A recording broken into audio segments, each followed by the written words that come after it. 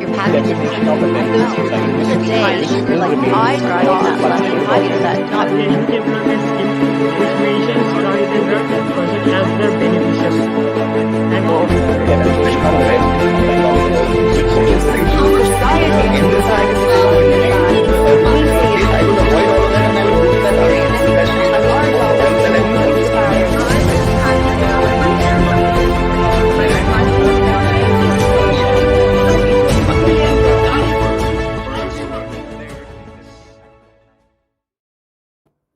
Hello, everyone. I hope that all of you have been keeping well, staying safe, and that all those around you are doing well also. The past few months have been testing for all of us, just like the year before this. And while the situation does seem to have improved, let us all not forget what we have experienced just recently. Staying safe and continuing to be careful is as relevant now as it has always been. As this pandemic repeatedly has shown us, we need to continue to work together and be mindful, not just for our loved ones, but for our communities at large all over the world. So with that, welcome back to our fifth FAIR dialogue of 2021.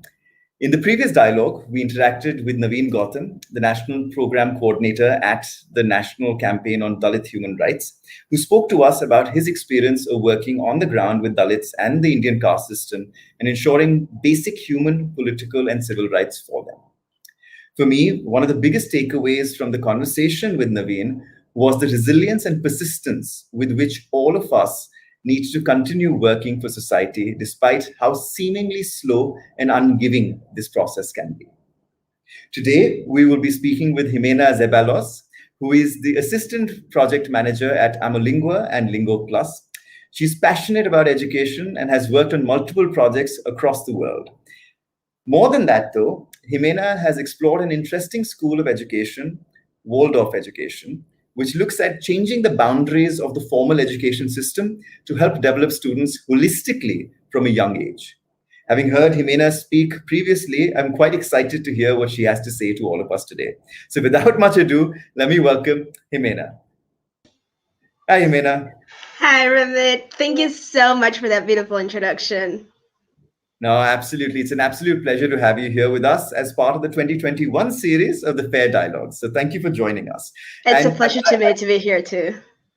Perfect. And I really can't stop myself from diving straight in because ever since I've been reading up about Waldorf education, I've just been getting more and more fascinated. But for the interest of everyone who's watching, if you could just start us off by introducing them to what Waldorf education is and maybe perhaps also what drove you towards it. Oh, that's an interesting question. Okay, so something interesting is that a lot of people who, for instance, start approaching a different type of education think that Waldorf education is a method. It's something that you can apply separately, like, okay, I want to innovate, I want to change education, and they can just take this recipe and apply it. And actually, it's not that way. Waldorf education is just so holistic, it's so complete, that it's a way of understanding, really, how human beings evolve since they're born, or even before that, how we're coming to Earth, and what's our path in this process of, let's call the school time, right? And what is Waldorf education? I say Waldorf education is just a way how we educators accompany children to evolve to the best way, to discover themselves, to play, to know what are their skills. Like, first of all, to discover your own. What can you experience? What are you feeling? And then towards high school, you get to know, okay, what's going on in the world? What skills do I have to face and to help and to transform this education? So you can see education, Waldorf education's focus is really in the development of a human being. So we do, of course, teach language, math, social science, biology, like all of those things, but they are focusing on the development of the human being, basically.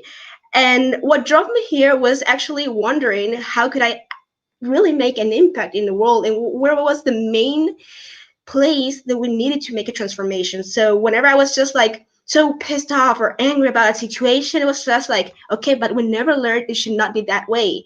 Or you could see people treating bad each other, not being able to communicate effectively, just like creating conflict out of a place that it could have been solved with different skills like communication, dialogue. It was just like, but we never learned that. So we need to go back to this place that gives us all the tools to enjoy our lives, basically. So I said, okay, I got to try education.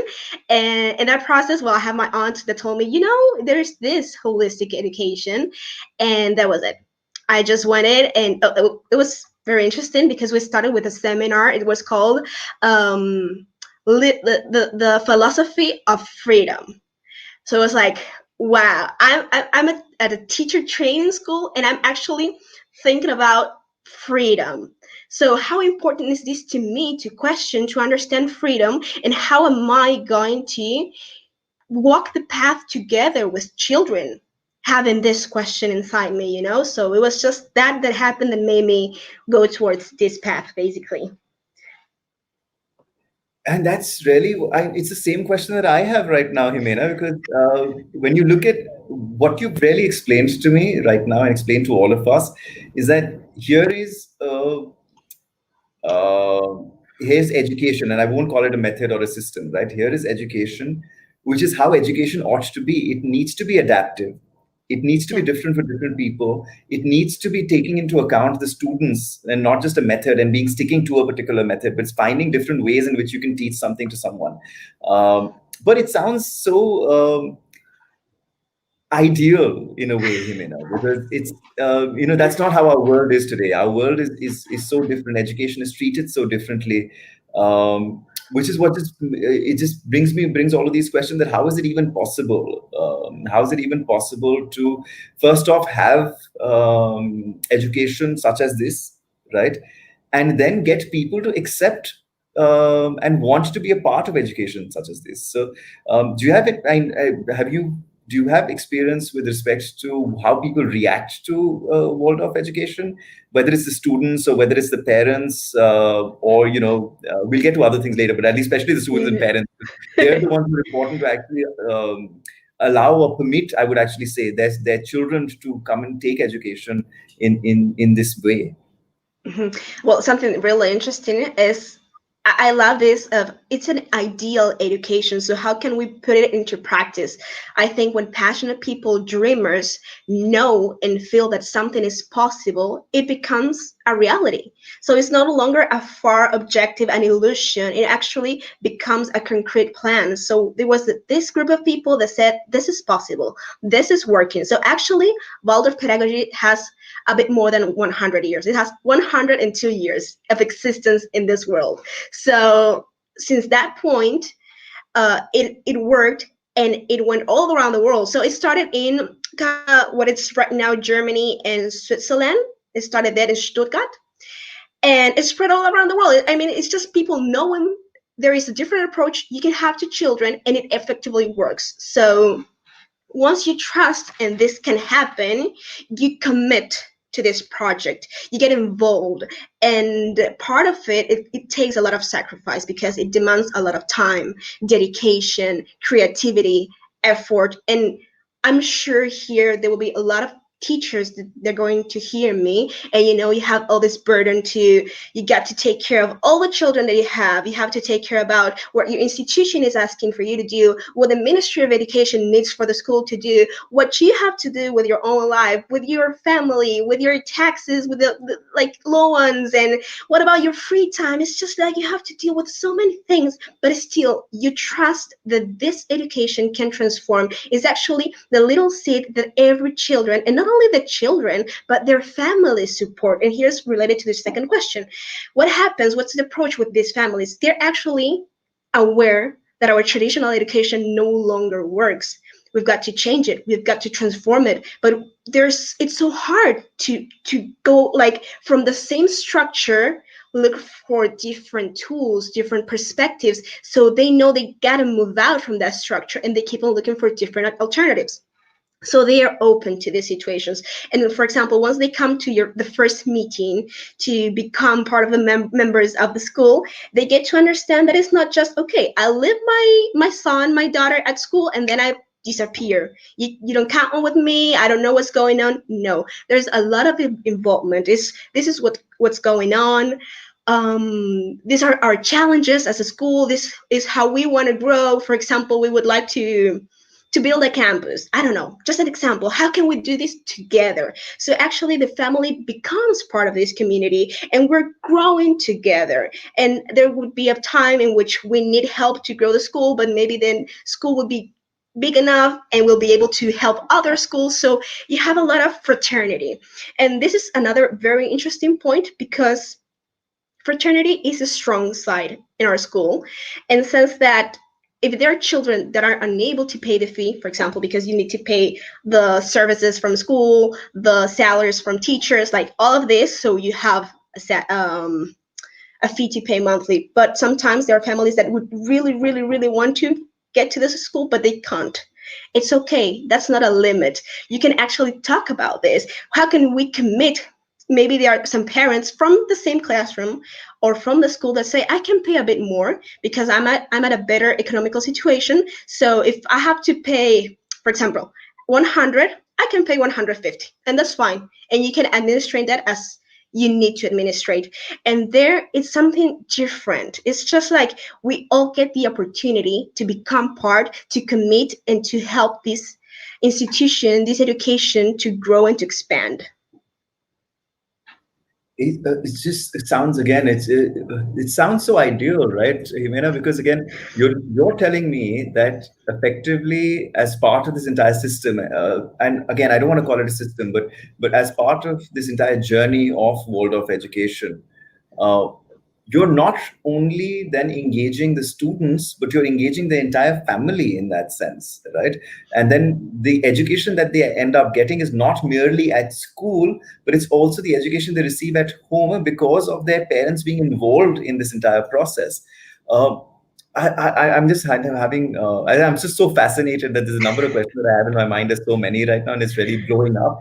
But maybe we can just start with, and this is going to be a very interesting conversation. But maybe just start with actually showing again our audience what perhaps like a week or a month in the life of a student really looks like. So what does it mean? Like, so what does it mean to take up Waldorf education, and what do the students actually end up doing on, say, a day-to-day basis or a weekly basis or a monthly basis, whatever you think would be easiest for us to understand.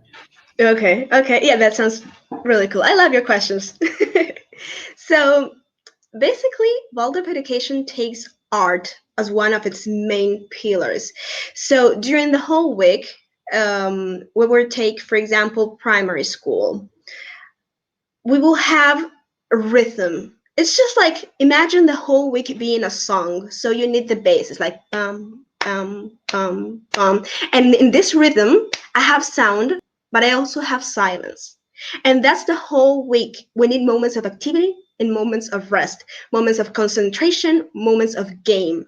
And once you understand this organic rhythm, you can plan your activities. So for example, we start with a song. Good morning song. You go inside the room, then you have a storytelling that has a message that actually has like the content pregnant with all this art, with all these images. The children is not thinking about 3 plus 7 plus 6 equals 2. Now you gotta find out that. It's just like, okay, so here comes Anna walking in the park and she gathers one apple and then she continues her path. And when she discovers there's another tree full of apples, so she grabs 6 apples. And now how many does she has in her basket? Okay, 6, we all have 6. Great. And it's just to get involved, all the children, in this storytelling. You're not alone. They are being actively participating in what is going on. So they're very focused. They're really concentrated, but then you get that let it go. You need to rest. So probably, I don't know, just some activity to hand out books, some organization things, and then, okay, you come back to the book. You write down the exercises, again, a moment of concentration, and then recess. So you can see in this, what I've just remembered or pictured, you have this rhythm of concentration, participation, relaxing, getting involved, committing, and then letting go. And you need to take that into consideration every time you have a class, even though it's language, physics, art, music, anything, because that's our natural way of adapting to learning, to evolving with different things. So that's like the class. And if you think of weekly or even more monthly, it's really interesting because we can immerse into one topic. For example, biology.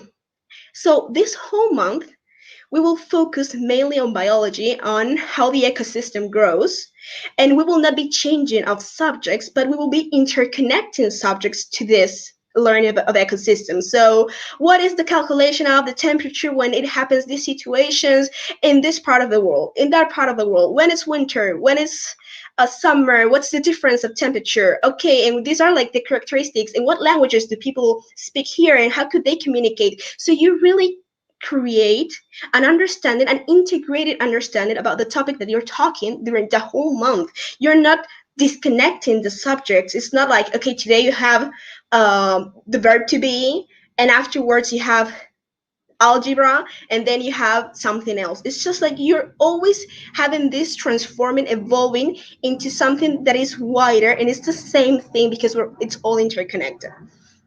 So that's mainly our approach. Once this 3 weeks, 4 weeks is done of the subject, we let it rest, and then we grab another topics. For example, math. And again, it's linked with different subjects for it to be organic and not to lose the lead with other subjects. And we usually do that in the beginning of the morning when we know we are much fresh, we're sometimes awake. Right now we could make a study because a lot of children are like, why do I have to wake up so early? But well, it's just like that's why it's important to move, to sing, to engage, to really be awake, to incorporate all of this knowledge. And then afterwards you have art, you have music. So also instruments is so important. If possible, and almost in every Waldorf school that I've been, they played instruments. From since first grade, they played flute. Then around fourth grade, they would incorporate other instruments such as violin, piano. It's just like they would be presented to all of these instruments that they could possibly play.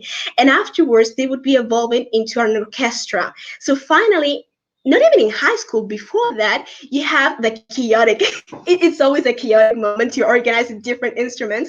But once it sounds beautiful, it is. It's just like that magic moment into the hard work. It gives you a final result, and it sounds so beautiful. And I think this is a perfect example of orchestra class with the whole Waldorf pedagogy, because of course it sounds ideal. It says, oh, okay, you can be friendly in the economic side, you can pay more. How is that really possible? How do parents trust in this pedagogy? It's like how do all of this happens? It's a process. Sometimes people do not trust, sometimes people are afraid of this, sometimes they're judged, but it's just a whole process that you have to walk through till you get the transformation, and afterwards you'll hear the beautiful song that plays between and among all the instruments. So during the preparation of that song, it will not always sound beautiful, but afterwards you will see the result and you will know that the effort, what is the expression, like it's worth the effort. That. So the way it sounds to me that it's so interconnected, every single thing, right? And it's interconnected not merely and at all levels. So in a particular class, on any particular day, there are things that are interconnected. And then across the years, there are things that are interconnected, which then all tie in. So there's a reason why there's certain things taught at a particular time and certain things taught at a different point of time, and how all of them beautifully tie in together. Which again, as what you already mentioned, there's a lot of emphasis on the teachers then, because then the teachers are the ones who really need to understand the pulse of the students at that point in time, the rhythm, as you said, right? The rhythm, the beat of the day, and then be able to tailor their content or their whatever it is that they want to teach on that day based on that rhythm, based on what they believe they can teach when and how, right? Which basically means is that even whether it's day on day or month on month or year on year, every time that they're teaching a new set of children, it may have to be different. Like the same thing that they're teaching may have to be taught differently for different people, which means that on one hand, a teacher could end up in, like, at least in say the traditional system, a teacher, if this was implemented in a traditional system, teacher would be like, you're giving me even more work, right? Now it's not just the syllabus, but now you're telling me to innovate also, and you're telling me to understand the pulse of the student also, and so on. But in another way, if you look at it, and at least and that's the way that I would hope that many teachers would end up looking at this, it makes them also their lives also exciting, right? Because at the end of the day, there will be no monotony. There will be no repeat of the same thing again and again, which ends up happening in traditional school for the teachers as well, because then the teachers start getting bored of repeating the same thing again and again. Whereas in Waldorf education, the teachers too have an opportunity to express, to be creative, to be innovative, right? So as a teacher yourself of world of education, right? What does it do to you personally? Because I would believe that it's as much a learning experience for you as a teacher on a day-to-day basis as it would be for the students. Shit. Yes, completely. Actually, something really interesting is that for Waldorf education, what it's suggested is that the primary school teacher, goes with the same group from 1st grade to 8th grade. So it's a whole septennium, I think it's the word, that you're going through the whole primary with this same group. So in a certain point is, as you were saying, so interesting because you're in 1st grade, so you're tackling some contents, then you're in 2nd grade and they are not exactly the same. They are an evolution of 1st grade, and then it goes on to 3rd, 4th, 5th. And I think that the pros of this magic process is that you get to know how this group caught the content, what is their, like, the emotional environment that is growing, the psychological situations each children is living. So you really are a little family. And that's so important for children to trust, because when you start 1st grade, I mean, you've never sit down for so long in a chair looking in front to a whiteboard, for example, and it's just like everything is so new. And okay, once you're adapting, you're finally knowing your teacher and your classmates. 2nd grade, it changes methodology, it changes perceptions. It's just like, okay, and what's going on now? Of course, we got used to this excitement of change, but there's a point in which stability and this rhythm and this knowing this person gives you so much trust, so much confidence.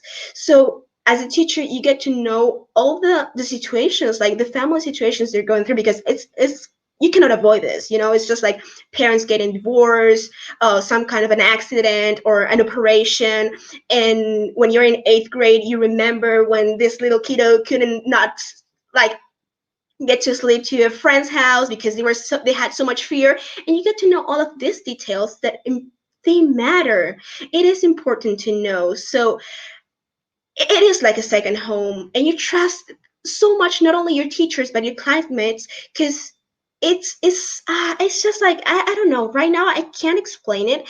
It's this feeling of really growing together, of creating something more than just education. It's just learning how to live in this little society.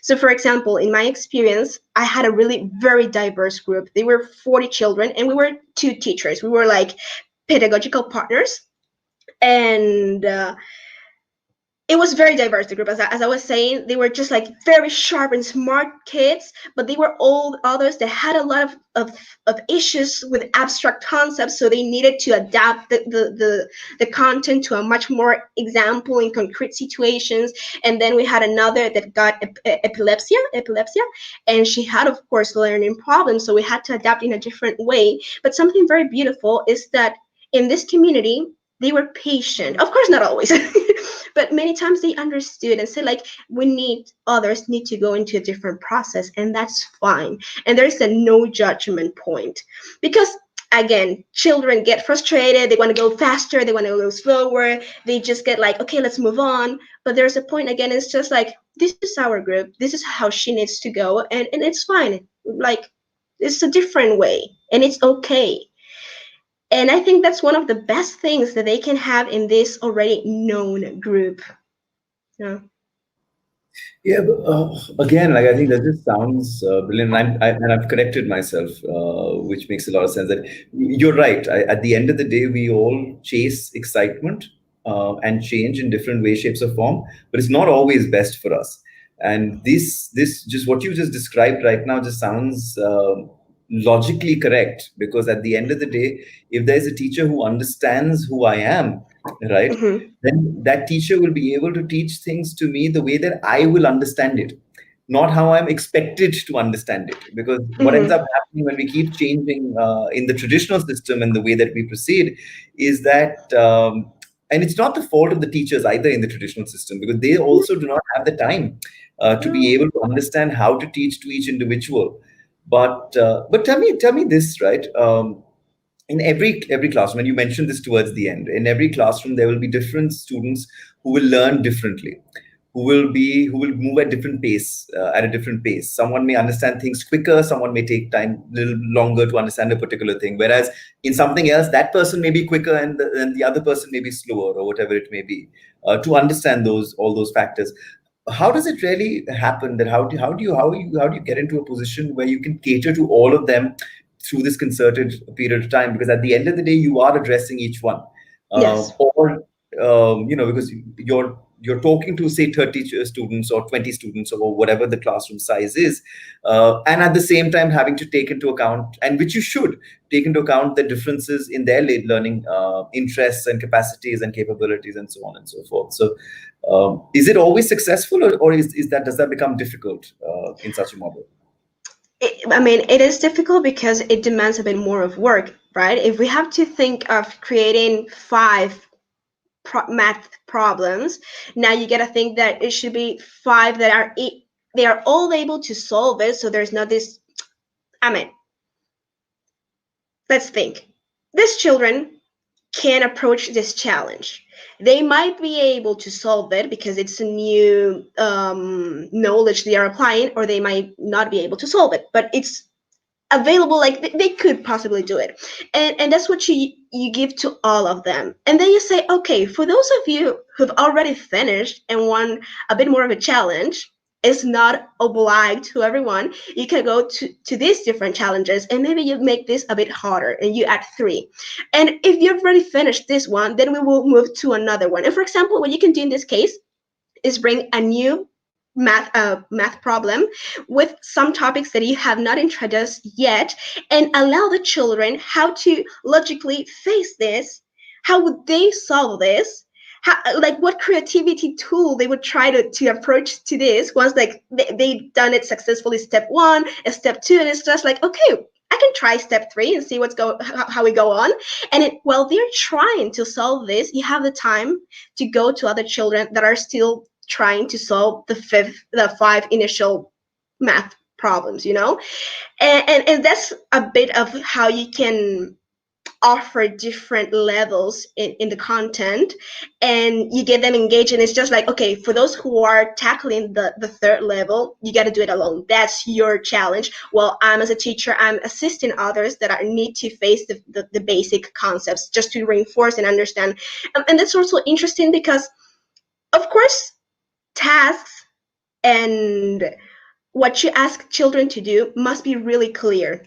So if I say this should be done by today, they should understand that it should be done by today, right? But not if you haven't done it for today, you have a 0, or you're a bad boy. It's not being that judgmental. It's about like, okay, but this was done for today. So what's going to be the consequence? Like, what's the side effect when you have a commitment and you actually have not arrived to that commitment? What's going to happen? Okay, so maybe children will say, I will take it home to finish it and bring it back tomorrow morning so you can check it out.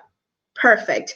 Or it's just like, and again, it comes about an agreement with creativity, not with punishment, but more to understand that there is a task that is something very clear and must be met. Because later on, these are what we're going to face in the future, like life consequences. If you are not observing in the street the red light or the green light, something's going to happen. So you got to be aware of this. Or if you have in your work a deadline for a project, and you do not meet this deadline, it's not directly like, yeah, you could get fired. I mean, something like that. But you are not being committed with a whole group. So it's going to be a consequence for everyone. Maybe you will not be able to get the grant, to have the acceptance for the masters, So it's just for them. These tasks work like that, to understand when you have to like, what's the importance in what you're saying? Is it really to solve the 5 math problems, to understand the task? Or yeah, it's like you should think a lot of things. Now it's just I'm putting in a position of a teacher. When I was in a teaching, I had to think about all of this, and yeah. So it takes a lot of time. It gets about the intention that you put, but also about a lot of dialogue. What's going on with that children? What's the process? What are the timings? So yeah, you got to be flexible as well. No, honestly, every time that you're speaking, I'm trying to think of more queries, but I'm just getting so fascinated by this entire program and just the way that this could run. And I really wish that we had more of this here in India, because like this really addresses a lot of the challenges that I keep hearing young adults talk about their education system, and how they believe that their schooling did not allow them to reach the kind of potential that they could have otherwise reached if they were given a bit more freedom, if they were given a bit more care, if they were given something which was more tailored to them. Because and that's what ends up happening when we start homogenizing and treating everyone as exactly the same. You will, and that equality is actually discrimination, in my opinion, Yeah. because then you're not recognizing that people are different, right? So by giving everybody exactly the same thing, you're not being equal, you're actually being discriminatory. Mm-hmm. um, which this solves. And in India, that's a massive issue, and it's been a massive issue. It's a massive issue even as on date right now. But no, okay. So I don't want to deviate from that. I still want to understand a bit more about how this works. What about from this perspective of I think the real advantage of this also lies in the student community, because if you're saying that the students are also growing up together, then that means that they will also start looking at each other for validation, for assistance, all of those various kind of things.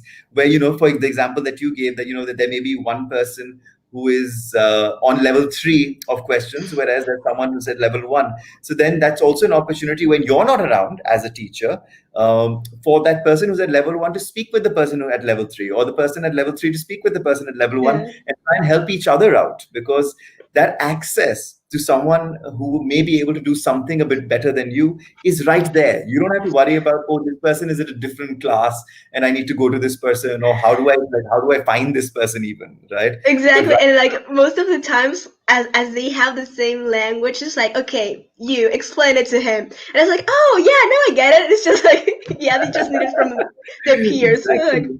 Because they'll be something very different, right? They'll explain it very differently, but they'll understand that that's the objective, right? and But I've observed those situations, and they're so much fun. It's like, but you're gonna do this and that, and it's just like, it's that simple, yeah. And you do this, yeah. And it's like, okay, you getting that? Awesome. and then sometimes maybe you don't understand what they've said, but they've understood. Yeah, there's something more there, so they get it perfectly. Yeah. Yeah, true. No, but that's brilliant. Because again, that's what at the FAIR project, as what we run as well with the young adults. So we really work with the 18 to 27-year-olds with respect to the FAIR project. And there too, I think the first thing that we speak of, and we tell them that it's not about us teaching you anything, right? Because there's nothing that we can say that you cannot hear from somewhere else. It's really about all of you being here together and the value you can add to each other. Because that really becomes the biggest learning. Because then you have these, in our program, for example, we have 32 individuals who work together, who come from very different backgrounds from all over the country, and so on and so forth. And when they start talking about things like education, then you see those various perspectives coming in, and then you see that, oh, okay, you're talking about it in this angle. What about this?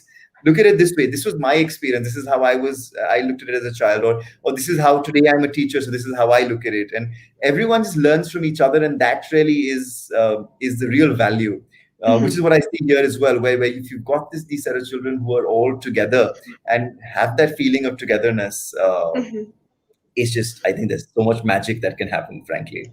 Actually, I was just thinking, like, I gave a lot of examples, or I just like a lot of things that I was remembering from inside the classroom. But actually, as a school, like, for example, every Thursday we used to gather all the teachers. It was the first 30 minutes from the whole school, kindergarten, primary, and high school. And we would just like bring some common topics, or before the topics, we would just have a prayer, have a song, have a game, something that connects us all. Then, okay, topics that we need to all know what's going on.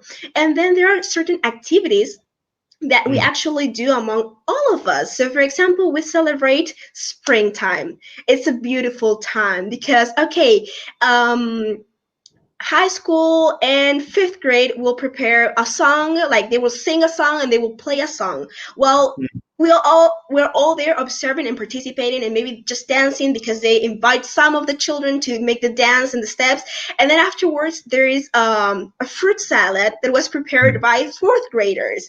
And then there is ice cream that seventh grade bought for everyone, you know. So you have all of this collectiveness, this community, and this celebration. This, we're going together. So this is more for springtime. It's, of course, big celebration. But then we have for winter, there's a beautiful celebration that is called, oh, I don't know this word.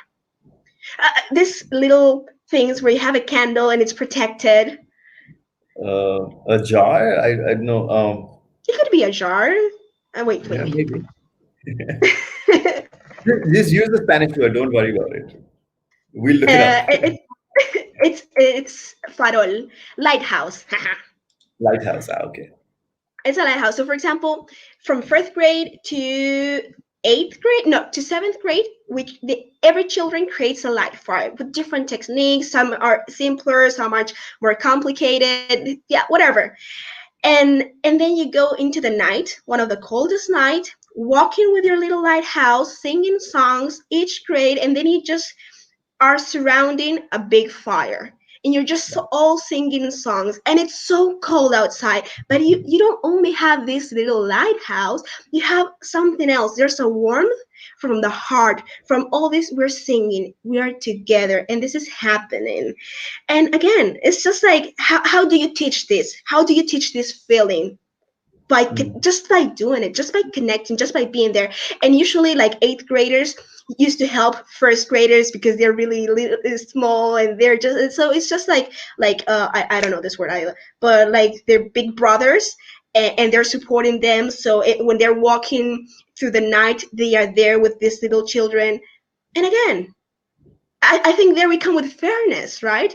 About taking care of each other, working together. It's not only me, it's you and I, it's us. Always. And that's really the beauty of it. And like I said, I think that's where it just all becomes so, even though it's ideal, right? And people would wonder, is this even possible, right? How is this even possible? But when you talk, when everything that I've heard so far, now suddenly I don't even care whether it's possible or not because I want it, right? And that's just really what it becomes. It's like, I don't even want to entertain the thought that, oh, maybe this can't be possible, maybe this can't happen all over, or maybe we'll never be in a place where a majority of the world gets education in this manner, right?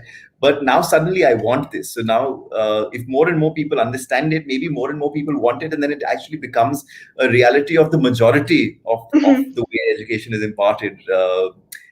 And that just will be a wonderful world, in my opinion.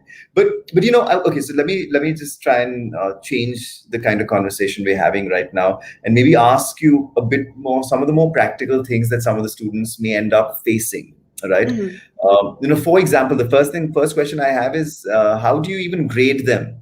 Because, you know, just the way that this is and how it's so different and so unique for each individual.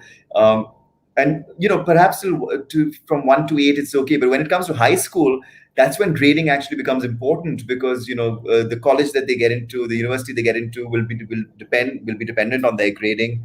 Post that, you know, grades also have an impact on the employment that they may end up getting after university, or even prior to university, however. So first, how do you actually grade them in such a system? Right, and then perhaps like what's the sort of impact that this has on their prospects for getting into higher education, universities, colleges, and then subsequently employment.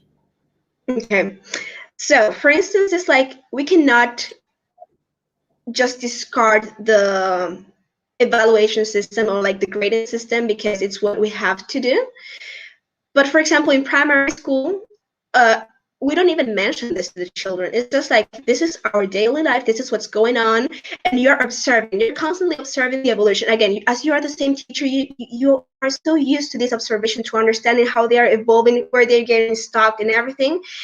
And that's really the matter of the grading for you. But then of course you have to fill in the paper saying good, not so good. It's just like, eh.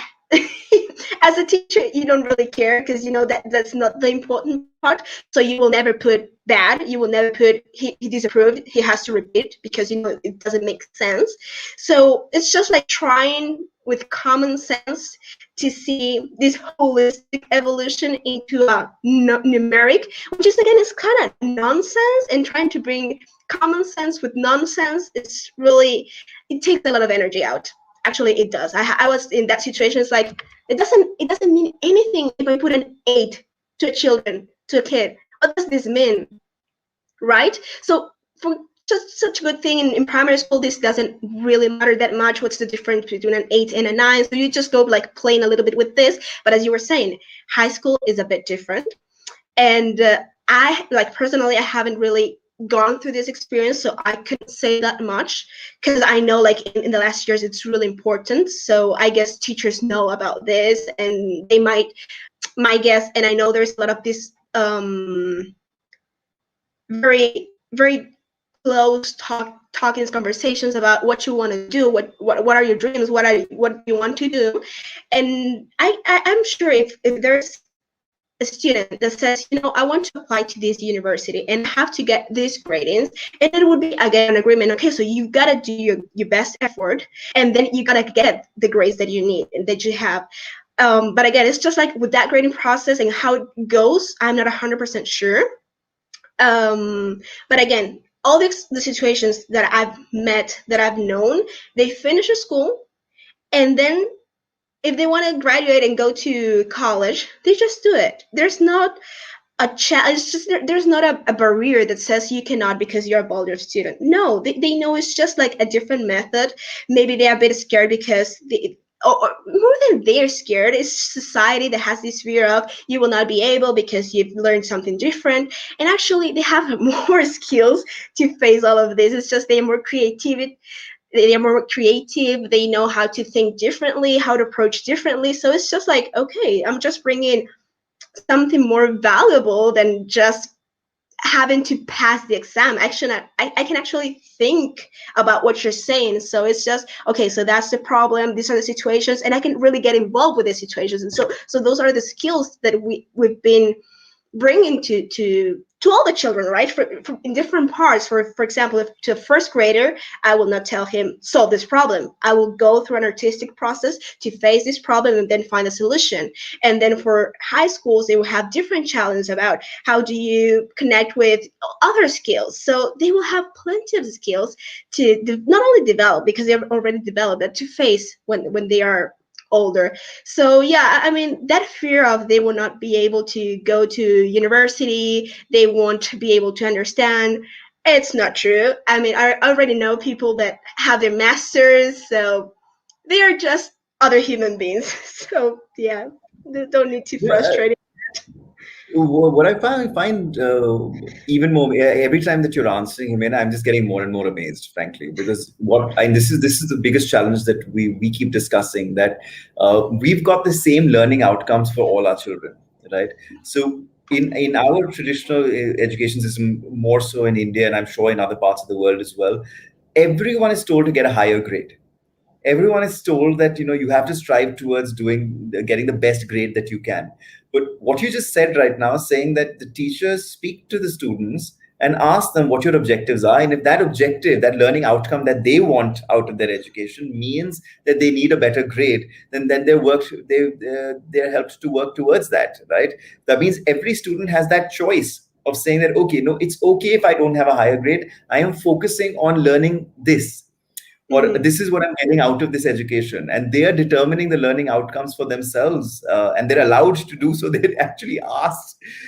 It's unreal, really. It's absolutely wonderful, because that's how it ought to be. And one of the things that we've always spoken about at the FAIR project and with the team here at H1 and so on and so forth, is that the current education system, one of the biggest issues is that it's time bound, and it's time bound with the learning outcomes expected to be exactly the same for everyone, right? So that means that the evaluation is exactly the same for everyone.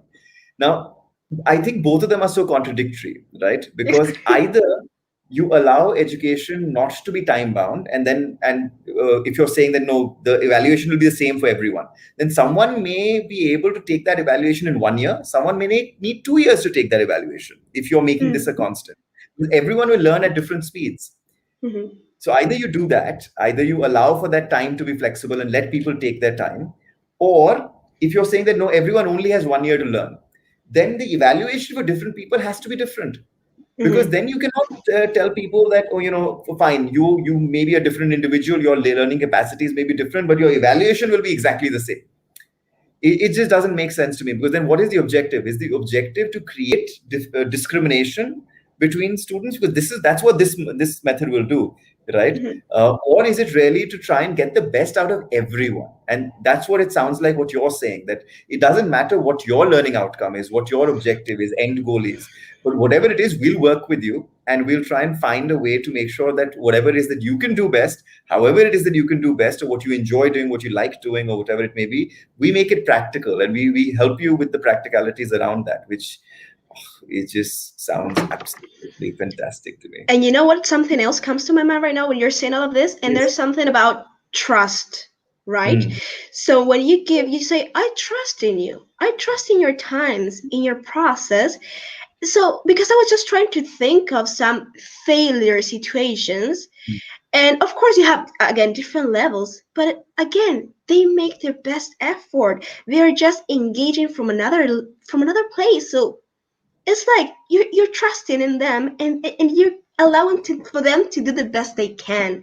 And instead of saying like 0, you didn't pass, you're not worth it, that just like get out of my sight, I can't see you. It's like, why this discrimination? Why this limiting people? So yeah, it's just like seeing people with different eyes. But I'll tell you, Ximena, so I'd actually go one step further. There cannot be failure in a model like this, right? Because if the end objective is different for everyone, right, there will never be failure. Failure comes from expectations. Failure comes from setting that bar, saying that everyone needs to achieve this, right? That's when you're saying, okay, did you succeed or did you fail? How are you assessing that? By seeing whether you got, say, 90% or something of that sort. That's the assessment for success or failure. But if I am allowed to set my own objectives, if I'm allowed to set my own goals, right, I will never fail, because I will always achieve, as what you also ended up saying, that I will achieve what I have been able to based on the best of my abilities. Because my abilities are what we're basing this on. We're not basing this on your expectation. We're basing this on my abilities, and in that sense, there can never be failure.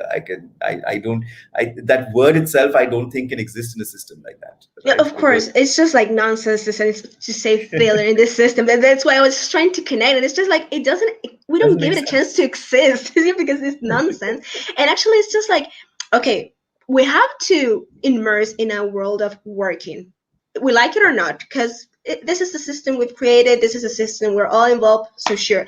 But now, as you were saying, if we're so used to knowing how to organize ourselves, wow, if I'm a company and this worker can organize himself, he knows what are his best skills, he knows where he needs to improve, it's like, come, you know yourself, you know what you need, you know where your stuff is.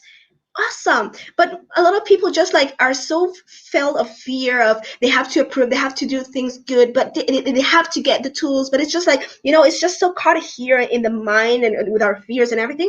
So it's like, again, doesn't make sense, but yeah. No, and to an extent, then you're and it's unfortunate, right? Because as I said, the majority of the world's education system is not like Waldorf education. It's the other way, where these expectations are there. And it's so unfortunate that then you're really setting the tone for the rest of their lives. Because then what you're really saying, the same way, like you can set it positively, or you can send them down like a sinkhole, right? Because if they've failed and you've told them that you failed once, then that's what sticks in their mind, that there is failure. Then, as what you said, there is fear. and consistently, whether it's from school to college to post-graduation, masters, to the job that they do, the families that they start, whatever it may be, it'll be the fear that will drive them, which is, that's not a positive emotion. Like, fear is not a positive emotion to be driving what we do. And that invariably will make things, to my extent, like make it unhappy for people, not just themselves, but those around them as well. But if you want happier people, you need people who understand themselves better, right? Rather than understanding the expectations of the world. And I keep coming back to that, right? It's understanding yourself. If you understand yourself, everything just becomes so much simpler and easier. But tell me this, Ximena, I think just another thought that I had. In a system like this, and I was imagining if I actually went through a system like this, I think I'd get really attached and I'd want to keep coming back to the system even once I've grown up, right? Do you see a lot of alumni coming back to try and engage with these students in some way or the other? Is that something that's common, or is it like traditional education where, once someone's out of the system, then they rarely come back to that system in that sense? No, actually, it's really nice. For example, it was in 2016, I believe, the Ministry of Education made an exam for all the sixth graders from the whole country. Okay, of course, our school was not exempted from this process, and they were like math content, language content, and there were also some other questions like, are you happy in your school? Do you like your coming to the school? Do you like your teachers? And actually, our school, like our school in the whole district, got one of the best answers in this case. It was just like 96% of the children would say, I love school, I love being here, and I love my teachers. Whereas in other schools, they were like, I hate it, I don't want to go, I just can't see that face, for example. Like, of course, it was just a yes-no question. And so that's just like a great example, a very like from the Ministry of Education example. And then something that I've observed in two situations is in the teachers training course. Every year, you could see people that already graduated from school that wanted to involve as teachers because they got so passionate about their whole process of schooling that they wanted to continue with this. They were just like so grateful. They said, I want to continue with this process to make a better world. So that was amazing.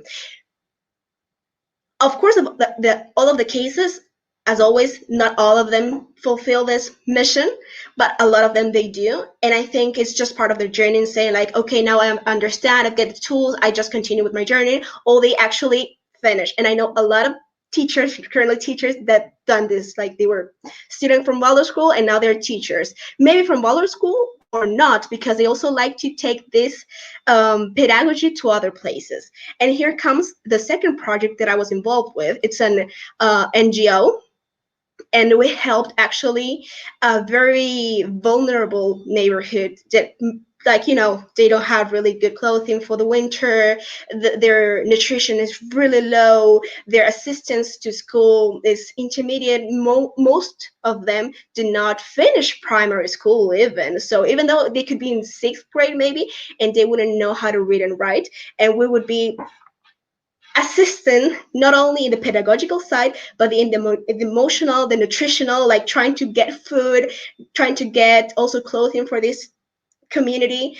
So like besides all of this beautiful part, we got a lot of current students from Waldorf schools that they knew from this perspective, from Waldorf pedagogy, we would be addressing all of these challenges, and they would just know, and they had a lot of tools from their experience as students and would be their assistants. And again, once they graduated, they would continue there, they would just go to the training course or continue in the organization helping from their side in the Waldorf pedagogy. So yes, I see a lot of involvement, a lot of commitment, a lot of gratitude, recognition in the tasks, not only of the individual as a teacher, but in the whole community of the school. Mm-hmm. Perfect. No, that's what I thought. That's what my assumption was. Because when you get into a system like this, again, as you said, if you're turning it into a sort of a family, right, then you want to stick around in some way or the other. And it may happen like at times, sometimes you may want to come back to family after 10 years. Sometimes it's immediately after, you just don't want to leave. Like, I've graduated, but I still want to stay here in some way or the other. And it's, I think it's beautiful. It's beautiful.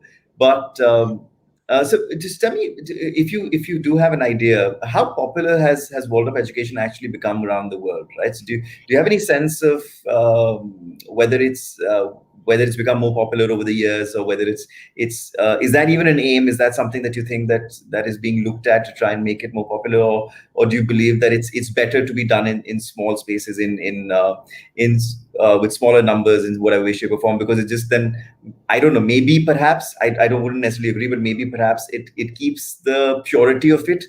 Because the one fear that usually that arises when something sounds as brilliant as this is that when it becomes too available to the masses, and it becomes extremely popular, then that purity ends up like diminishing slightly. So I don't know. Do you have in your personal thoughts, of course, but then other than that, about world of education, if there are generic facts as well about how popular it's becoming, that would be useful also. Yeah, I think, of course, mostly it is personal, but I believe if something is good, we should open it, right? And that's the principle of Waldorf pedagogy as well. It's just like for everyone. And something really interesting is, as a school, we're really interconnected with a lot of other schools from around the world. So every year we do, like, there is an international gathering that happens in Dornach, in Switzerland, actually. And people who can go, who can fly, they join. There are some help, like finances helping, and you can join. Sometimes you cannot assist, and that's fine again, because you also have your national gathering. And again, with other teachers, we organize this. So for example, my main experience as a Waldorf teacher is in Argentina. And we are, again, connected in an email, in groups. And what I can see is that every year there's a new school somewhere far away, not in a city, in a rural area. There's a new school growing up, and they need teachers. And that's how I know Waldorf pedagogy, from community, from families, from people who are interested in a different quality of education, are wanting to promote of this education. And I think that our main challenge is really to train teachers for this new education, because again, if you go through a traditional training, yeah, you have to go through a different training again, because you need to understand what's the children going through. Like, again, the whole philosophy, and something that I have not mentioned until now, which I'm surprised by myself, is that Waldorf pedagogy is based in anthroposophy. And anthroposophy, it's like a philosophy of understanding the human being. It comes with a lot of spiritual things, and understanding how we grow and we connect with the world. So yeah, there's a training process that cannot be done in a seminar or in a webinar. You just have to go through that. So by seeing that there are more demands, not only in Latin America, but I'm sure, like from Latin America, we've received from Nepal invitations that if we were teachers and we knew English, we could go and at least teach for a year, because they really needed teachers. So this is, for me, a clear sign that this education, it is needed, it is wanted, and is welcome.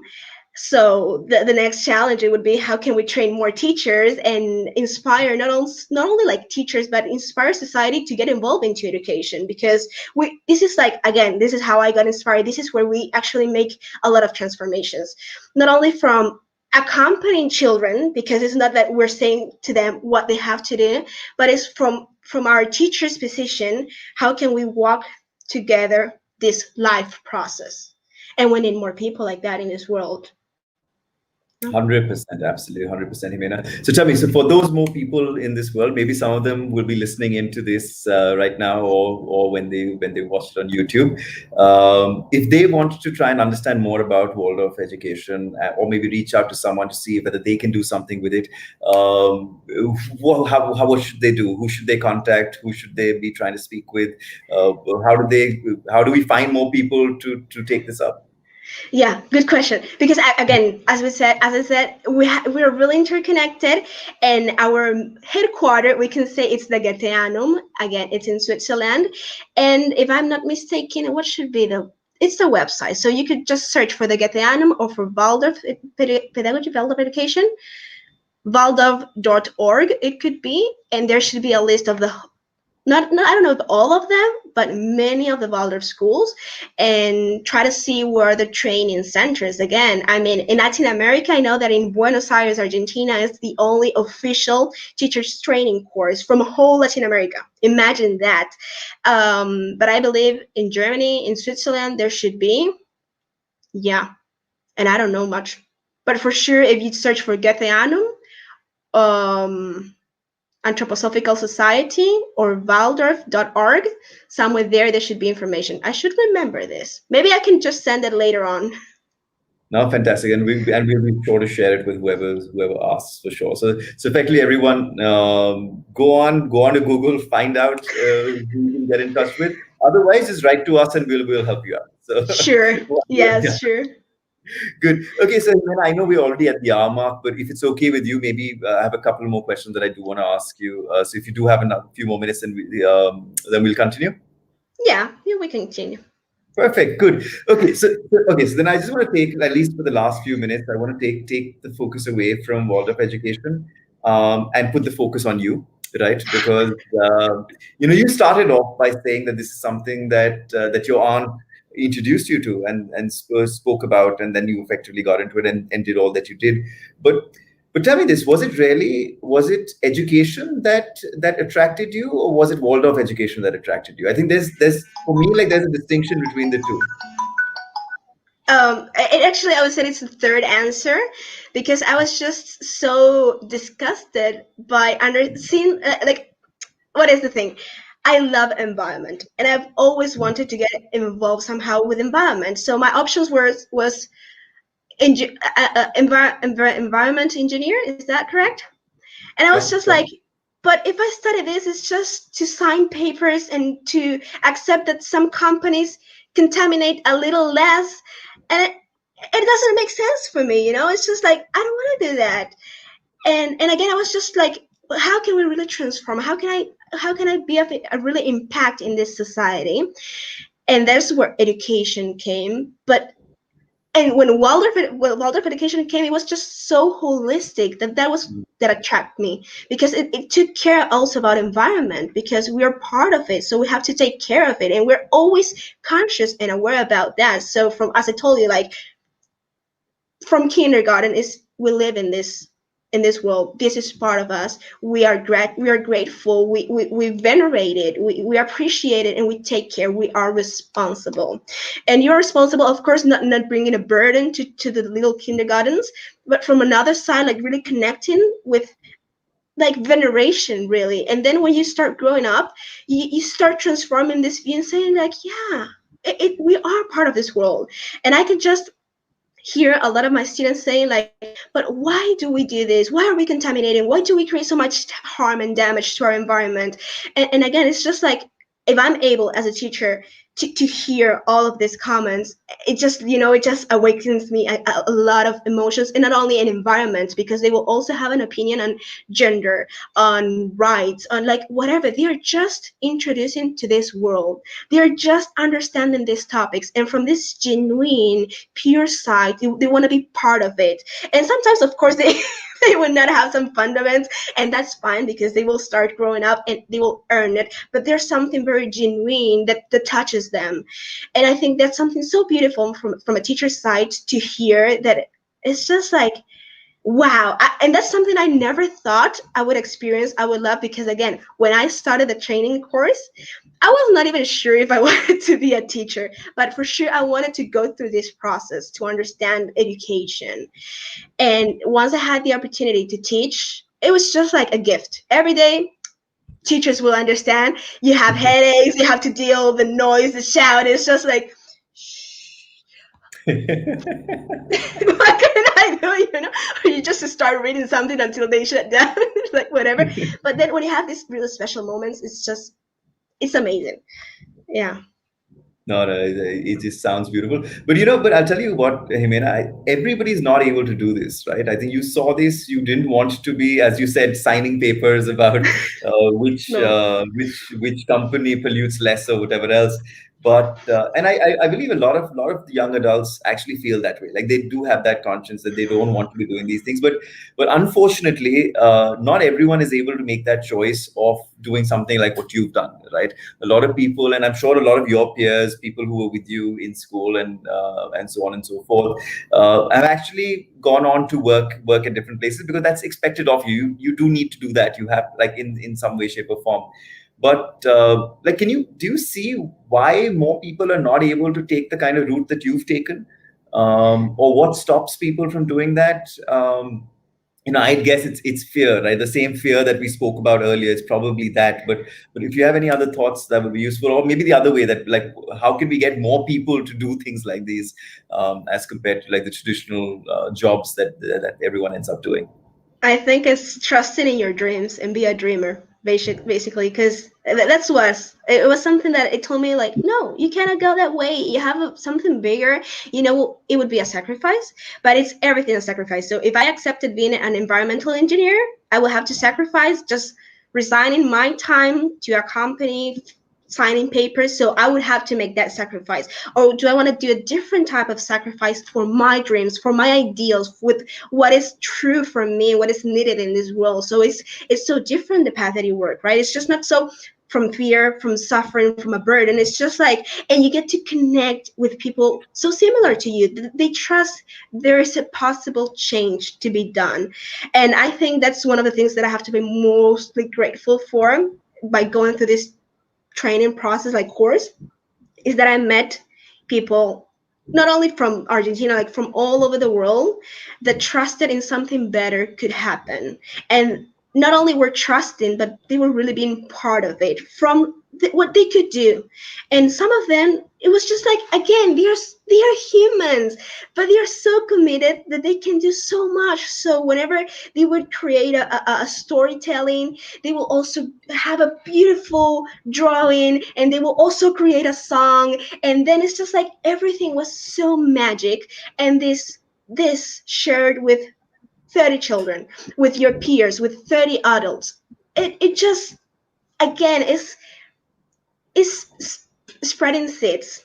And that's how you create a forest. So if you think you're a lonely tree, yeah, you cannot go like anywhere. But if you trust you are part of a forest, you just keep on growing, and it's not a burden. It's actually, you're building something different. So whatever your dreams are, people, trust them, go for it.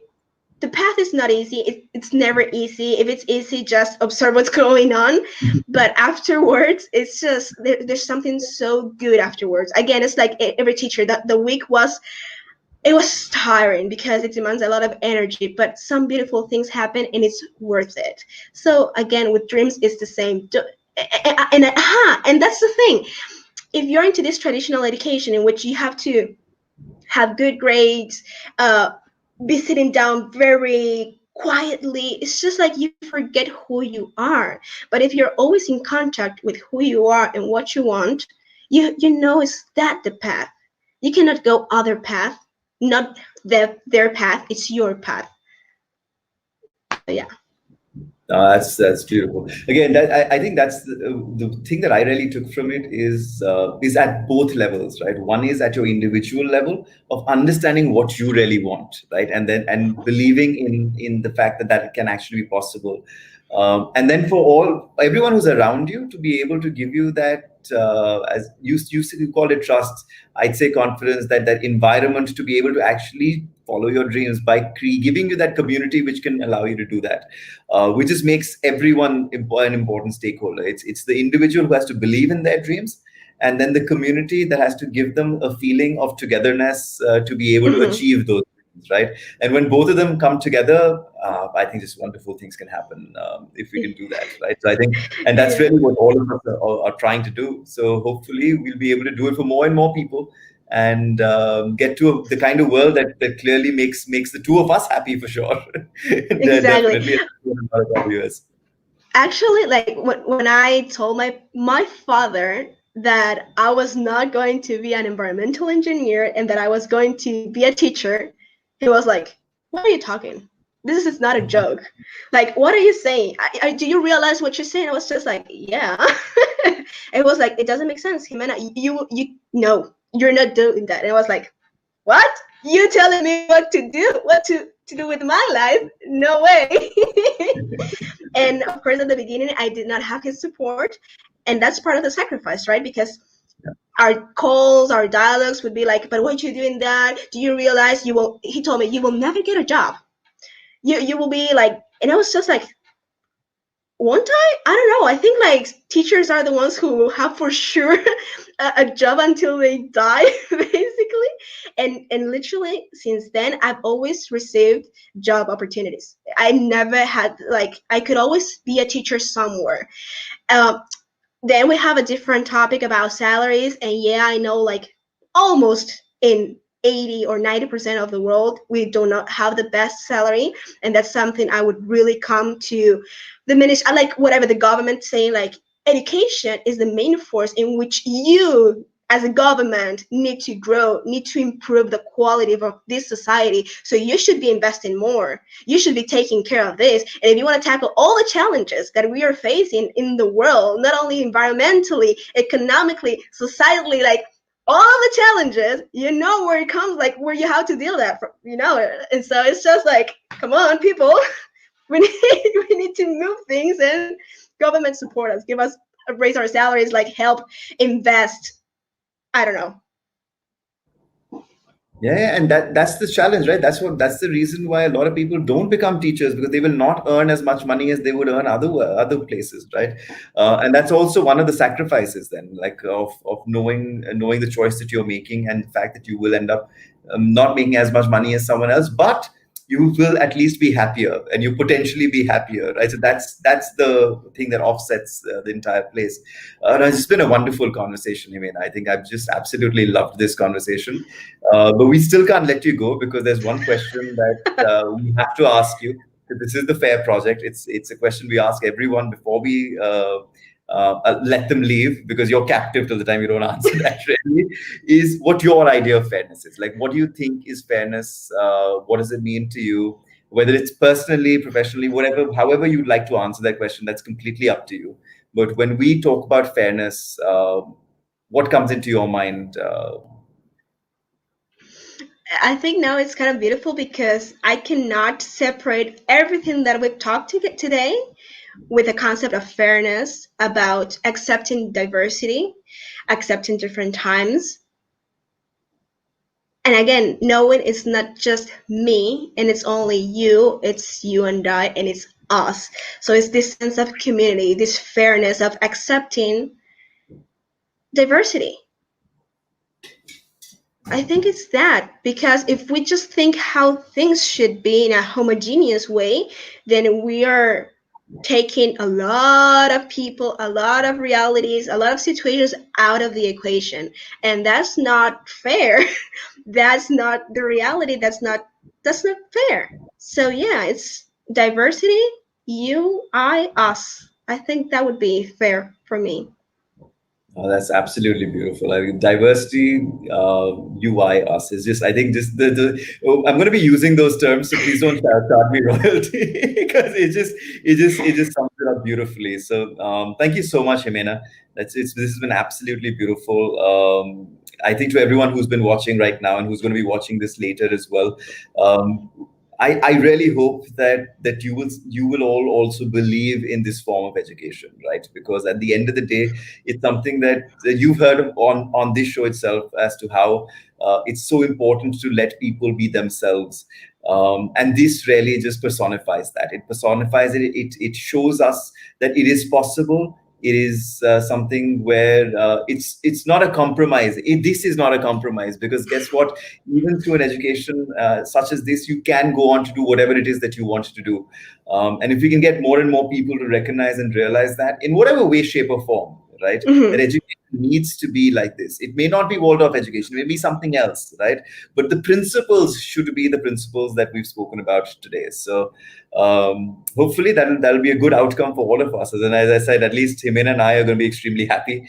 Clearly, that happens, and there's more of that. And I'm sure that all of us all around the world can be a happier set of humans in that sense, right? So thank you, Ximena. Thank you so much for the time that you've taken out, to all of you who've been watching as well. And we'll see you soon. Yes, again, thanks for the space. Thanks for this beautiful dialogue. And thanks to everyone. And whoever has questions, just write to us. Perfect. Thank you. Bye, everyone.